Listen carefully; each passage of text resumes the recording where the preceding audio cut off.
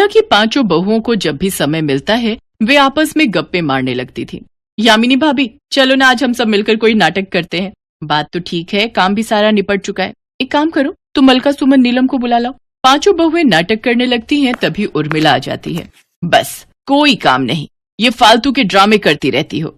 अरे एक गिलास पानी तो पिला दो, कितनी धूप में चल कर आई हूँ। शोभा, जाओ जरा माँ जी के लिए एक गिलास घड़े का पानी लेकर आओ। क्या हुआ माँ जी, आपने आने में बहुत देर कर दी? अरे वो राज रानी ने 2-3 घर बताए थे, आम का अचार डलवाना था किसी ने, वही डालकर आ रही हूँ। ये 100 रुपए दिए हैं। अच्छा मैं थोड़ी देर लेट जाती हूँ। ये ले यामिनी बहू, सब्जी वाला निकलेगा तो 2 टाइम की खरीद लेना। माँ जी इस उम्र में भी कितना काम करती हैं। हम सब के पति भी पूरा दिन मजदूरी करके शाम को थके हारे घर लौटते हैं। हम सब कितनी भाग्यशाली हैं जो हमें ऐसी सास मिली। उर्मिला की पांचों बहुएं ससुराल में थोड़े में ही खुश थीं, क्योंकि उर्मिला अपनी बहुओं का बहुत ख्याल रखती थी। सब बहुएं अपने अपने काम में लग जाती हैं। यामिनी भाभी, वो घर में दालें सारी खत्म हो गई हैं। अच्छा पर ये सब तो शाम को आएंगे। माँ जी ने जो 100 रुपए दिए उसकी तो सब्जी आ जाएगी। कल देखते हैं, ये सब पैसे देंगे तो खरीद लाएंगे। तभी सब बहुओं के पति भी मजदूरी करके लौट आते हैं, पर उस दिन किसी को भी मजदूरी के पैसे नहीं मिले। पता नहीं क्या होगा, अभी तो मजदूरी के सारे काम बंद पड़े हैं। आज भी हम में से किसी की कोई कमाई नहीं हुई। चिंता मत करो जी, हर दिन एक सा नहीं रहता। ये लो तुम रोटी खा लो। अपने अपने पति के परेशानी से भरे चेहरे देखकर सभी बहुएं भी दुखी हो जाती हैं। काश हम सब भी कोई काम कर पाते तो घर के खर्चों में कितनी मदद हो जाती। हाँ पर हम कर ही क्या सकते हैं। नीलम ये लो पकोड़े लाया था, सबको बांट दो। नीलम सब में थोड़े थोड़े पकौड़े बांटती है, तभी उसकी नजर उस अखबार पर जाती है जिसमें पकौड़े रखे थे। इसमें कुछ लिखा है, हमारे गांव में 15 अगस्त के दिन एक नाटक प्रतियोगिता होने वाली है। जो भी सबसे अच्छा नाटक प्रस्तुत करेगा उसे 50,000 रुपए का इनाम मिलेगा। क्या 50,000 रुपए का इनाम? अगर हम इनाम को जीत गए तो हमारे घर में कितनी मदद हो जाएगी। उन रुपयों से हम सब कोई नया व्यापार भी शुरू कर सकते हैं। हाँ ये तो बहुत सही रहेगा। क्यों ना हम सब मिलकर स्वतंत्रता दिवस के लिए एक नाटक तैयार करें। पर इसके लिए तो हमें कुछ रुपयों की और समय की भी जरूरत है, क्योंकि माँ जी और ये सब इसके लिए नहीं मानेंगे। यामिनी भाभी, हम दिन में अभ्यास नहीं कर सकते, पर रात में तो हम पांचों मिलकर नाटक का अभ्यास कर सकते हैं। वो तो ठीक है, पर हम नाटक किस विषय पर करेंगे वो भी तो सोचना पड़ेगा। मुझे लगता है क्यों ना हम फौजी नाटक तैयार करें। हम जल्दी इस नाटक को तैयार कर सकते हैं। देशभक्ति की भावना से भरा ये नाटक सबको बहुत पसंद आएगा, पर हमें उसके लिए फौजी की वेशभूषा भी खरीदनी पड़ेगी। कोई बात नहीं भाभी, हम सबके पास थोड़े थोड़े पैसे जुड़े हुए हैं। हम सब मिलकर अपने अपने लिए फौजी की वेशभूषा खरीदेंगे। अब जब विचार कर ही लिया है तो हम कल चलकर गांव में बने इस प्रतियोगिता स्थल पर जाकर अपना नाम लिखवा देंगे। अगले दिन पांचों बहुएं मिलकर प्रतियोगिता स्थल पर जाती हैं और अपना नाम लिखवा देती हैं और आपस में पैसे मिलाकर फौजी की वेशभूषा खरीद लेती हैं। सारा दिन काम निपटाकर पांचों बहुएं रात को नाटक का अभ्यास करती थीं।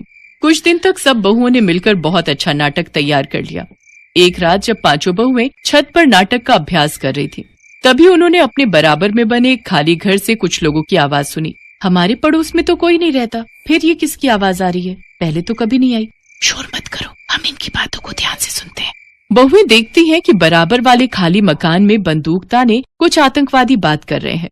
भाई तुम सबने ये गांव सही चुना है ना, क्योंकि यहाँ से शहर का रास्ता 5 किलोमीटर की दूरी पर है। हम लोगों ने सारे हथियार यहाँ छुपा दिए हैं। हाँ भाई चिंता मत करो, 15 अगस्त आने में अभी 2 दिन का समय है।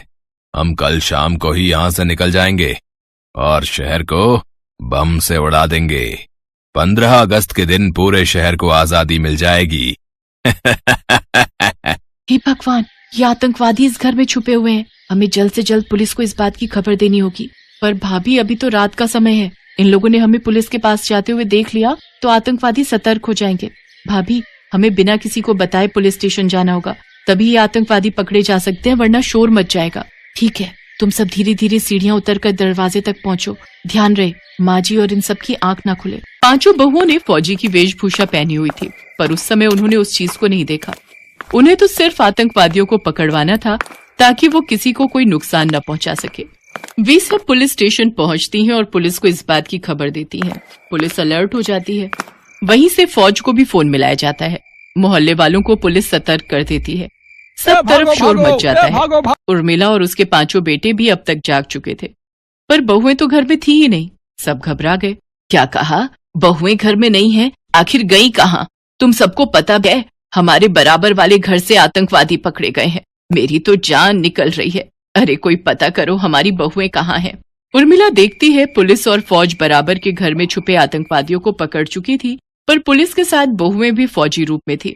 उर्मिला और उसके बेटों को सारी सच्चाई पता चलती है। अगले दिन पूरे गांव के सामने 5 बहुओं को सम्मानित किया जाता है।